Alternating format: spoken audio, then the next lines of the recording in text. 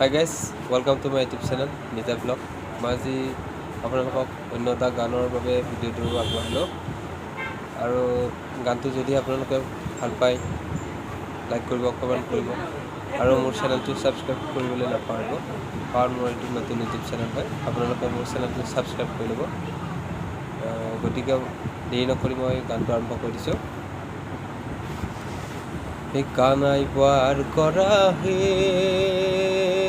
বেরির পড়িল ছায়া, নষ্ট হইল দড়ির বান্ধব বজার হইল বয়া, নষ্ট হইল দড়ির বান্ধব বজার হইল বয়া। কানাই পার করা হে